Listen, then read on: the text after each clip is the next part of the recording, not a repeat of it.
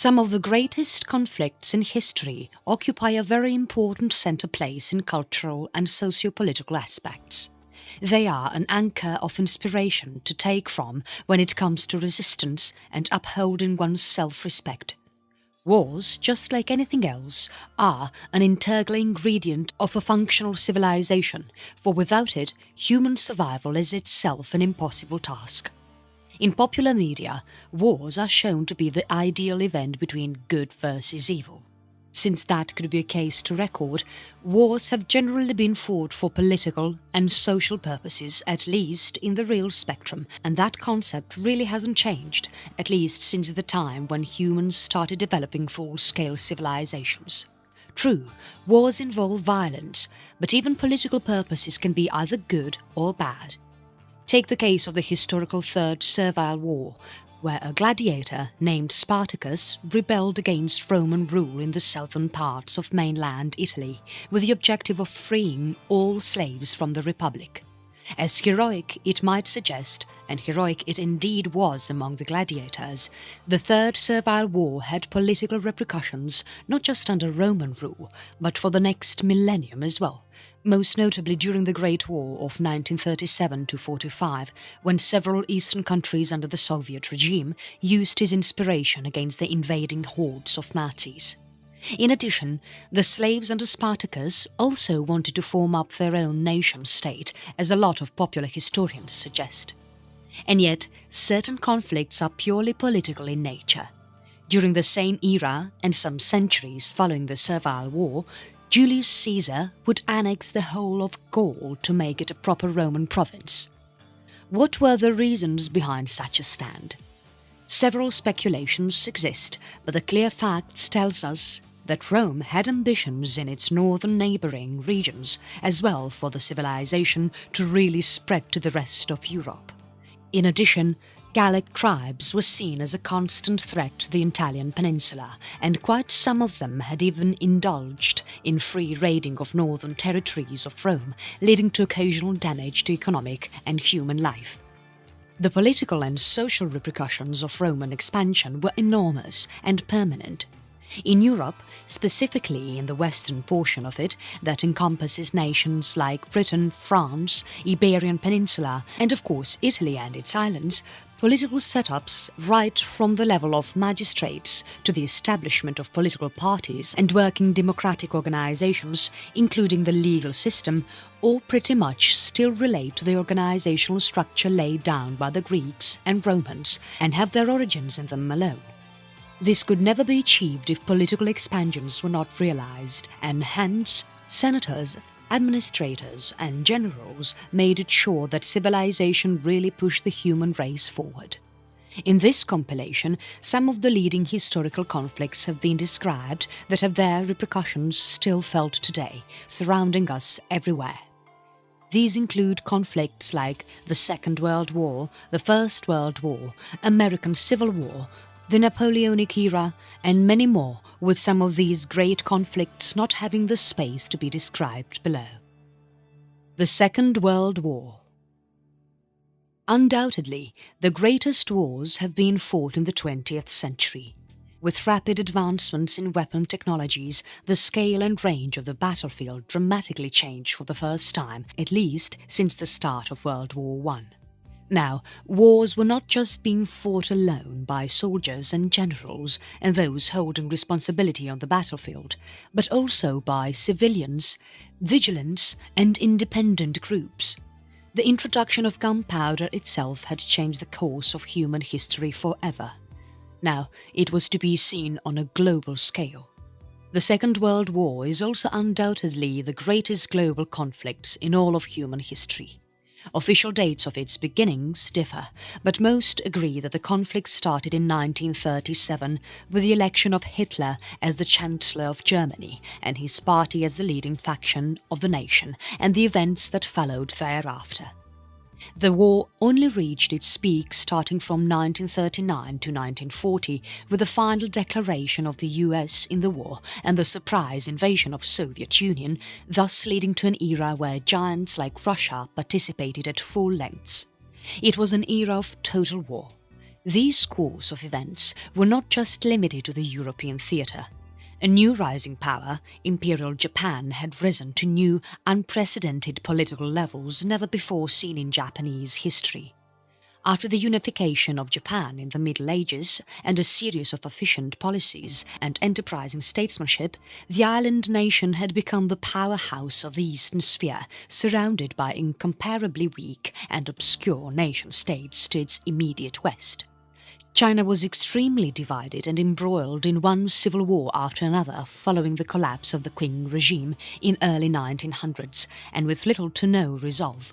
The once huge civilization lay almost open to Japanese intervention and its ever-increasing political clout and influence. To some, the sudden Japanese participation in the war was a drastic, hasty step. Imperial Japan had reached increasing heights post-1850s after the Meiji Restoration in 1868.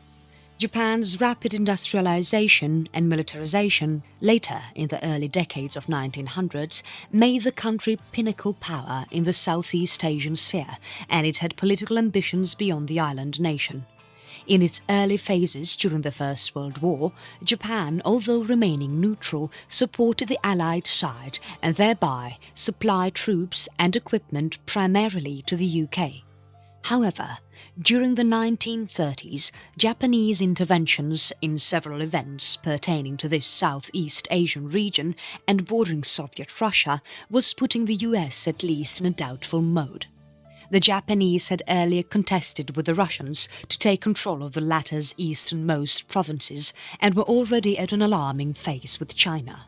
The US was becoming increasingly wary of Japanese since it had several fleets in the region.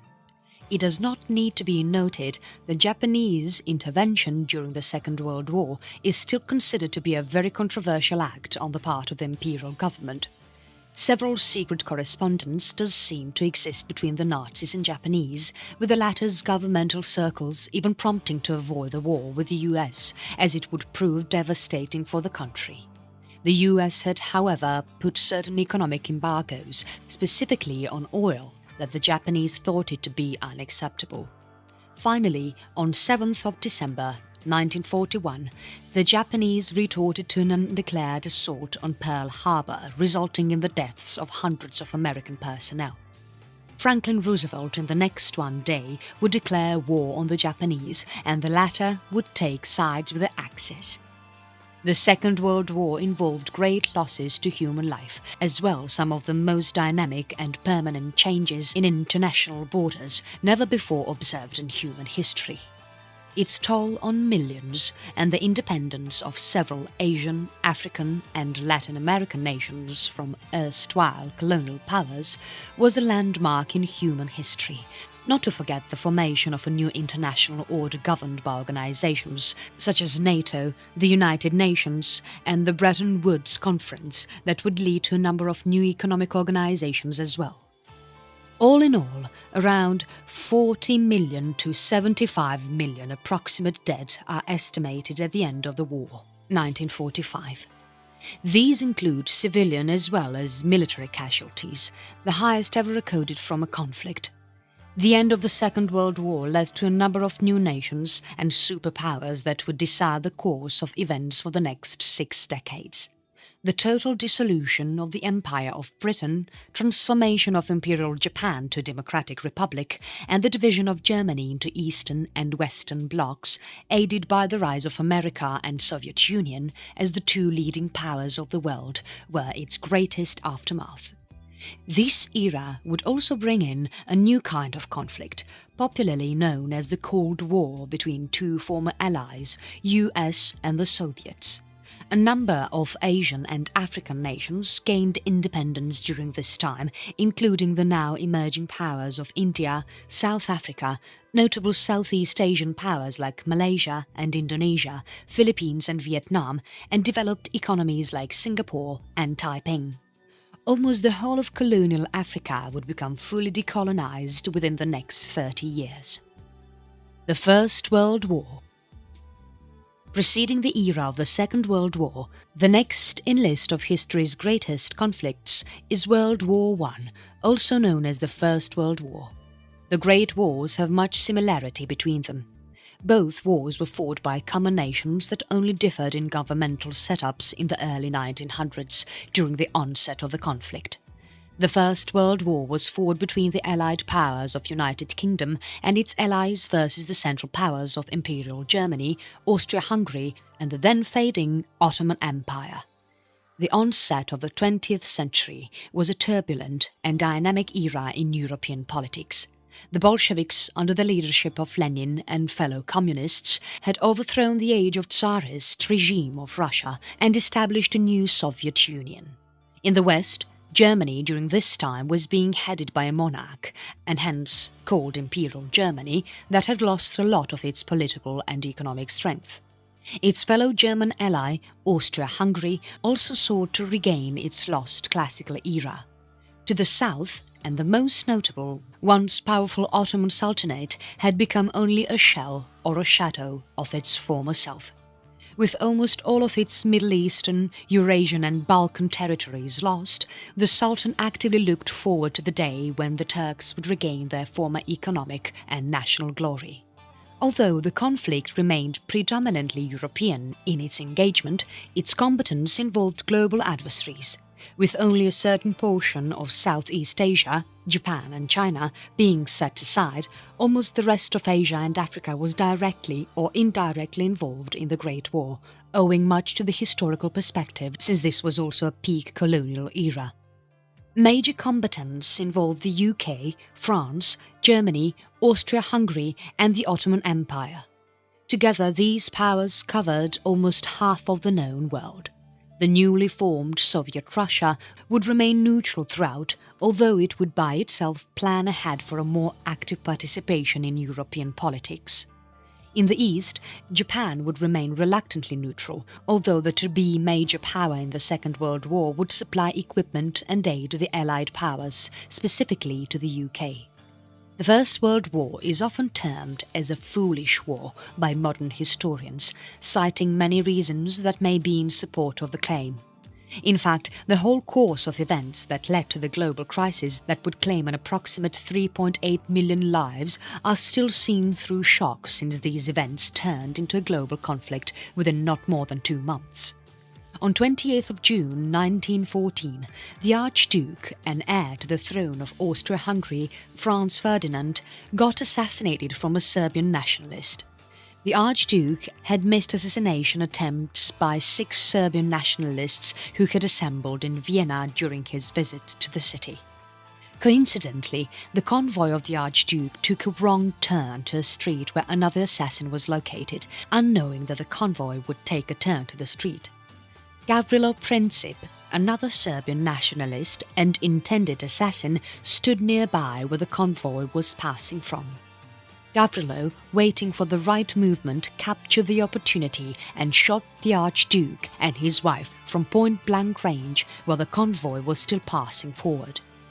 Amidst the chaos, surrounding guards were able to arrest Gavrilo almost instantly, although speculative theories exist as to how the assassin was brought forward to authorities, owing to lack of substantial witnesses that could relate to the arrest of the assassin.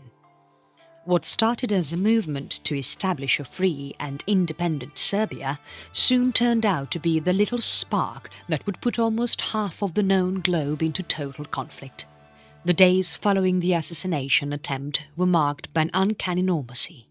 Streets of Vienna seemed absolutely undisturbed and pretty much the same as they used to be before, with little change in day-to-day life.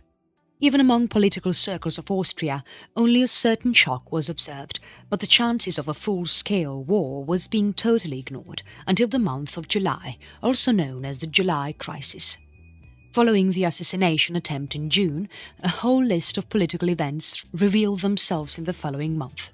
Since Serbia was at the centre of Europe, that is, a territory that included a number of communities, most notably being German-speaking as well as Slavic, the small nation was being keenly watched by Austria, the newly formed USSR to the east, and even Ottomans to the south, who had ruled the nation for several decades, at least during their peak of power in the Middle Ages.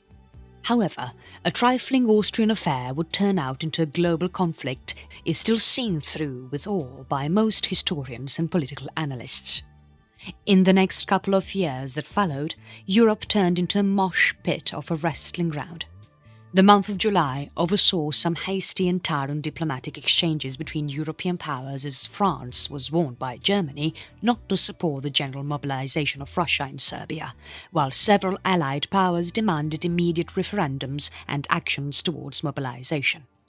Austria even issued certain diplomatic demands to Serbians in return for independence, although these demands were deliberately designed for Serbia to reject them as a bait to an armed conflict where Austria could take control over the region once and for all. The years from 1914 to 1918 were thus seen as one of the deadliest in the course of all human history. Massive mobilization of armies took place, and some of the most grueling events happened in around Belgium and borders of France, where thousands of miles of dug trenches, still in existence today as part of active tourist spots, served as the resting place for soldiers, as well as their place of demise. More than 40 million people died during this short period of conflict, one of the highest ever, with the male population being seriously at threat in Europe as battle lines neither shifted nor moved any further away from the current establishment.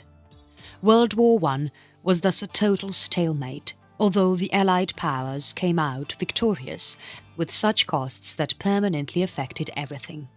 And yet, the Great War instilled in such long-lasting repercussion not observed centuries before the war. The year of 1918 saw the official dissolution of some of the largest powers in Europe forever. Austria-Hungary, the Ottoman Empire and Imperial Germany were forever dissolved, with all of the territories controlled by these powers being resulting into several nations. Serbia was henceforth declared an independent constitutional monarchy officially on 1st of December 1918. American Civil War. The American Civil War was fought between 1861 to 1865. Although only a short, 5-year conflict, it witnessed one of the greatest conflicts in all of American history, and perhaps in the industrialized world of the mid-1800s. The war is often categorized as the bloodiest in US history, and was so great that it recorded a much higher number of military casualties than those observed in World War I and World War II combined. More than 750,000 American soldiers died due to full-scale conventional war and the disease that followed thereafter. These figures include both Confederate as well as Union casualties.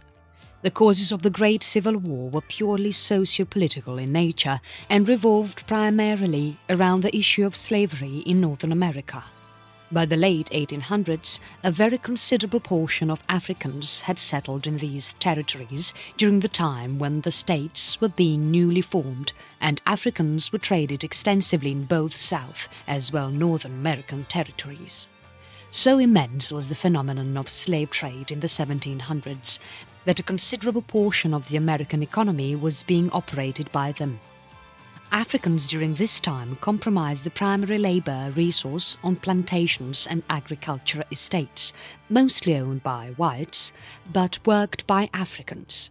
Also, so immense was the contribution from African Americans that literally the whole southern territory of the US, including 7 states, thought slavery to be an integral part of their economy, state rights and society. Anti-slavery movements and policy actions across the US during this time were seen as violating of the rights of southern plantation owners and agriculturists, some even believing in the laziness of blacks in a free labor market. The whole notion of the dependency of the southern economy on black laborers was the prime catalyst of the conflict that ensued in these 5 years. In 1860, America prepared to elect its 16th president. Abraham Lincoln, one of the greatest considered presidents and ranked among the top 3 by most contemporary as well as modern historians and political analysts, held sway over the northern states where he won by a decisive wave. Abraham Lincoln was also to become the nation's first ever Republican president. In the aftermath of the 1860 election that followed in 7 of these southern states, where he hardly won any representation, declared themselves seceded from the federal government. In one sense, these states had declared themselves to be independent of the rest of the nation, even rebelling, as certain authors and historians point out. The secession had obvious preceding events. Almost the whole South had threatened the federal government of a full secession if Abraham Lincoln was to be elected as the president, and hence his almost negligible vote in these areas. When in 1861 Lincoln was successfully elected to the White House, the South, politically enraged by the event, declared themselves independent and officially formed the Confederate States of America, popularly known as the Confederacy, headed by Jefferson Davis as their president.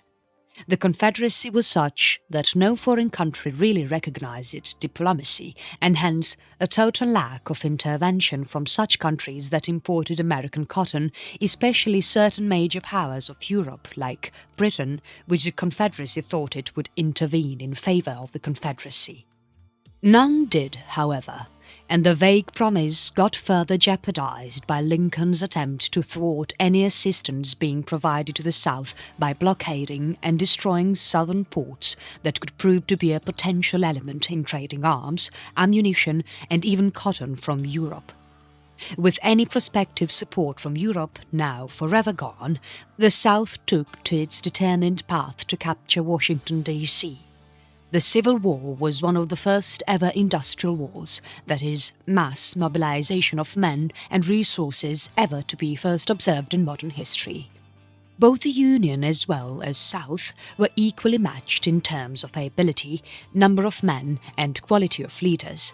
In fact, the South gained immensely during the first phases of the war, and Lincoln had to devote considerable time in strategizing and executing military decisions he hardly ever had any experience in. In spite of the limitations of a lack of proper military education faced by him, Lincoln, through referring manuals, books, and any amount of literature that he could get his hand on, implemented some of the finest and best decisions lauded even in today's time. Abraham Lincoln cut off the South's trade route by destroying some of their key important ports, since the South never had a seizable navy. Next, Lincoln personally supervised all his appointment of top generals and military personnel. He maintained calmness under such events when the Union was in some instances unable to capture the Confederate capital. In such instances, Lincoln would quickly reshuffle the command and resume the war momentum. In addition to executing some key naval decisions, Lincoln also personally took command of the standing army by appointing his most successful general, Ulysses S. Grant, as the chief of the army. The latter would become the next president of the US after Lincoln's sudden assassination in 1865. The Civil War raged on, equally matched with much ferocity around central US, surrounding the areas of Richmond and Virginia, and finally climaxing at Gettysburg, the resting place where the future of the US was set. In the early summer days of July 1863, the Battle of Gettysburg continued for 3 days, finally concluding on 3rd of July with the utter decimation of Confederate army under the command of Robert E. Lee. With the strength of the South now completely extinguished, Lee finally surrendered to the Union and agreed upon surrendering everything that related to the Confederate States, and that the rebelled states were now a part of the Union government.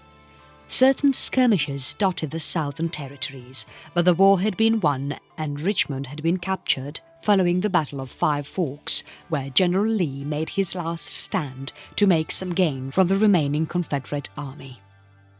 The Great Civil War was such that it would leave a permanent imprint on American society for the rest of the periods that followed.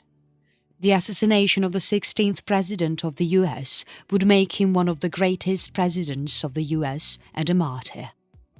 The Civil War was also a start of the Reconstruction era, whereby the end of it would be characterized by extensive rebuilding and developmental measures that would last almost till the start of the 1900s.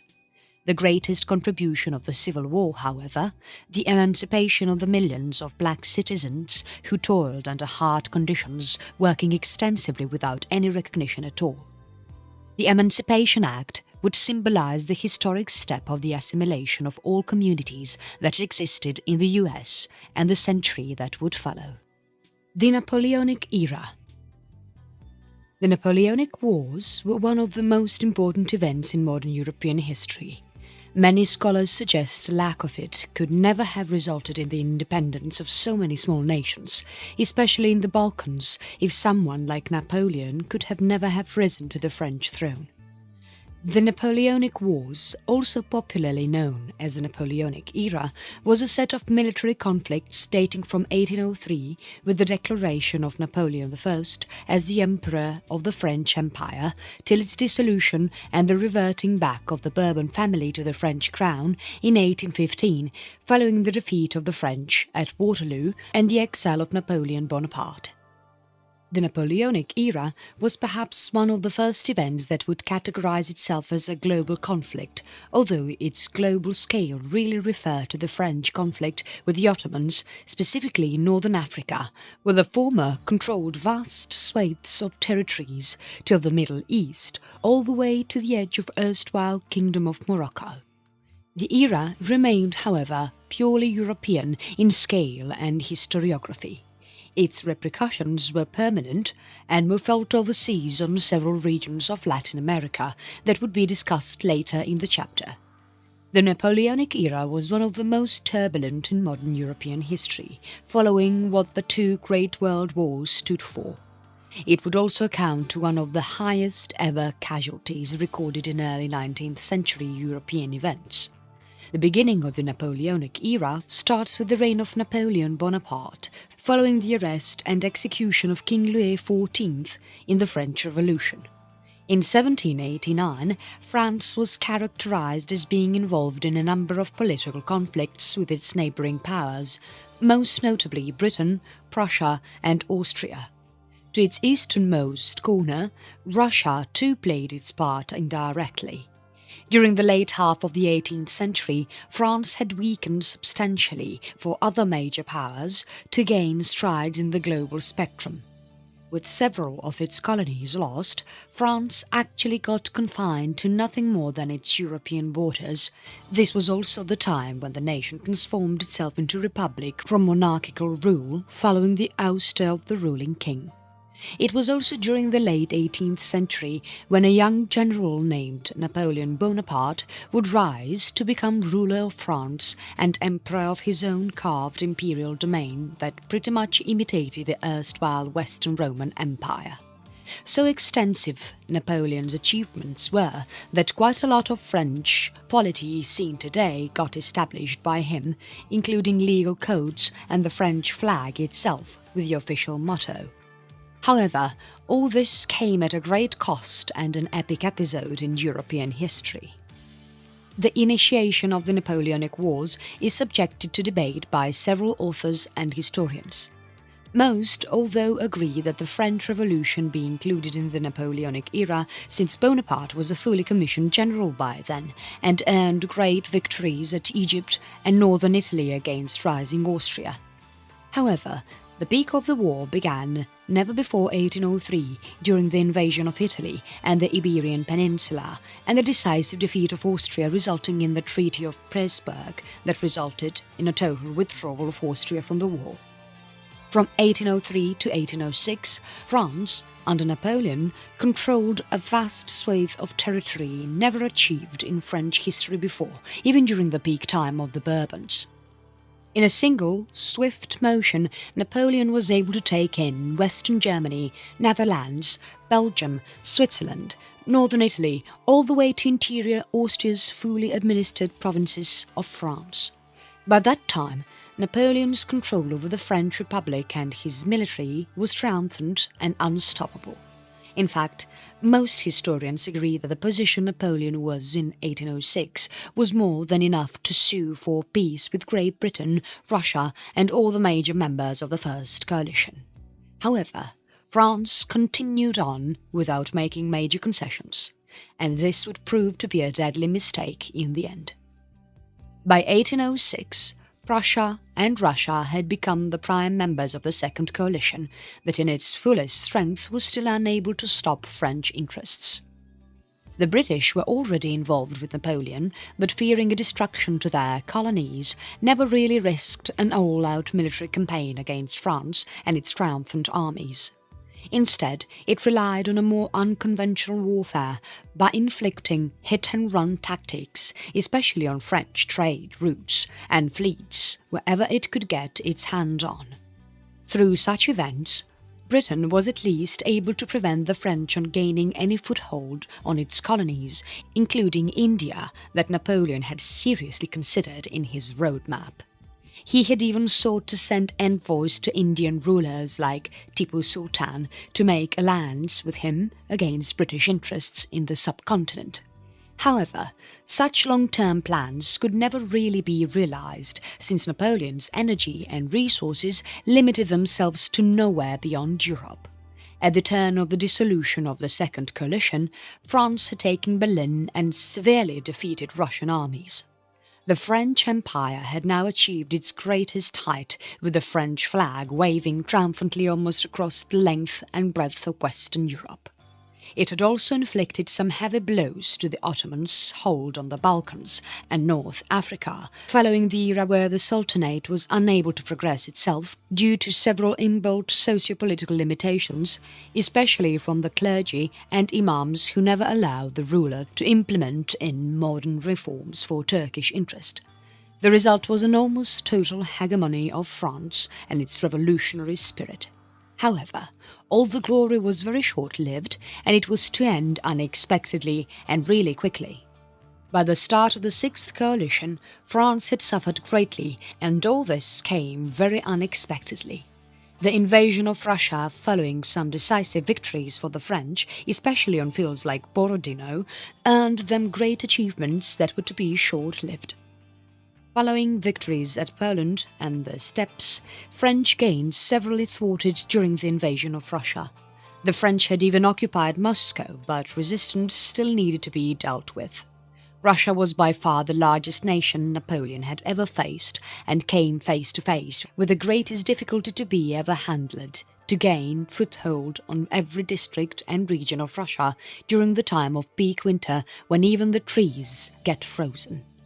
The once triumphant French armies faced a very uncanny enemy now, nature's blizzards and snowstorms that could never be destroyed with gunfire or a close combat. As the stinging breezes of the December Russian winter took soldier after soldier with it, Napoleon had to desperately sound the withdrawal call. One of the greatest ever attritions suffered by any army, the French got reduced to mere numbers, with some of the ablest personnel under Napoleon gone with the winds. The invasion of Russia proved to be a total disaster, as more disasters lay ahead.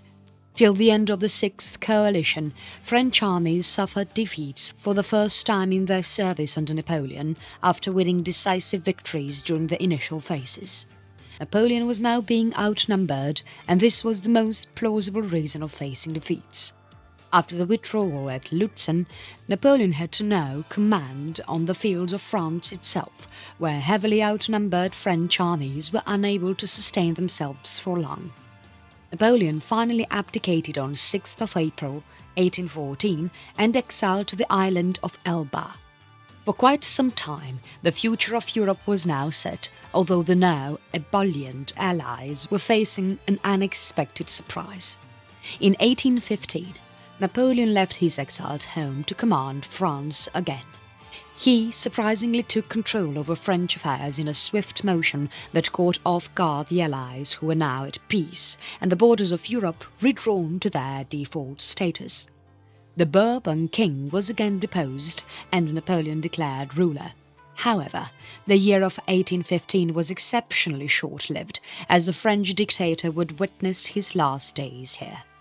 Following the formation of the Seventh Coalition, Britain with its allies of Europe decisively defeated the French army and Napoleon on the historic battlefield of Waterloo, permanently sealing the deal once and for all. Napoleon would never go on to see Paris again, instead being forced to exile to the remote island of St. Helena, west of the African western coast of Namibia on South Atlantic, thousands of miles away from Europe, where he would die 6 years later. The repercussions of the Napoleonic era were permanent. Following the occupation of Madrid and the fall of Imperial Spain to the hands of French, Spanish foothold on South America fell with its falling regime. Several of the former Spanish colonies became independent, with Portugal losing almost all of its possessions in the Amazonian continent. In Europe, the effect was far less.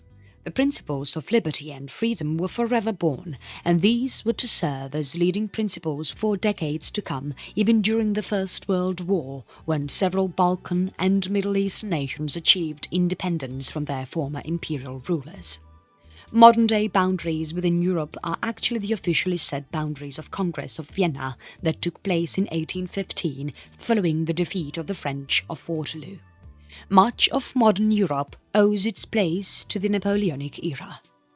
The conclusion that follows is that human civilization is pretty much shaped by conflict and resolution. It is still being shaped by it, as can be seen in the Middle East and Eastern Europe. In several parts of Asia, borders are still being redrawn and history is being made. Conflict is thus an inherent part of society, and no community gets shaped without it.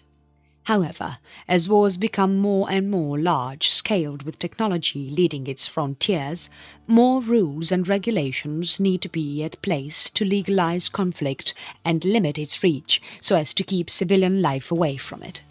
As that is a very difficult task to accomplish, it will take more resources and policy initiatives on the part of governments to tackle conflicts in more innovative and tactile manners as possible.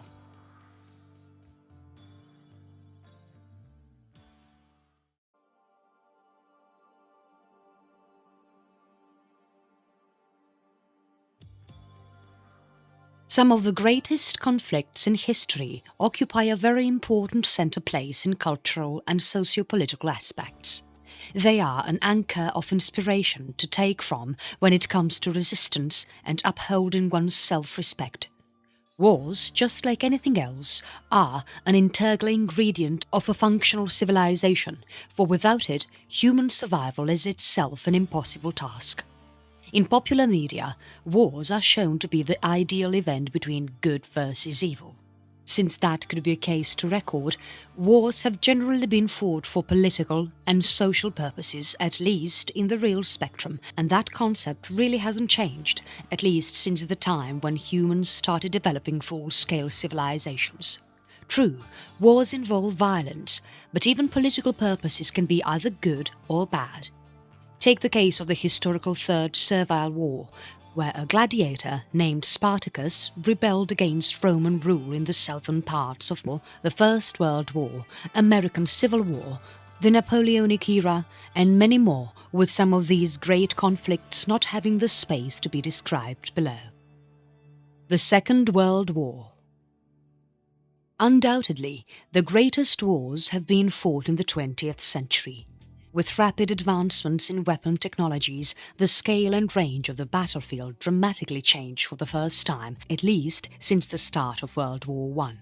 Now, wars were not just being fought alone by soldiers and generals and those holding responsibility on the battlefield, but also by civilians, vigilants, and independent groups. The introduction of gunpowder itself had changed the course of human history forever. Now, it was to be seen on a global scale. The Second World War is also undoubtedly the greatest global conflict in all of human history.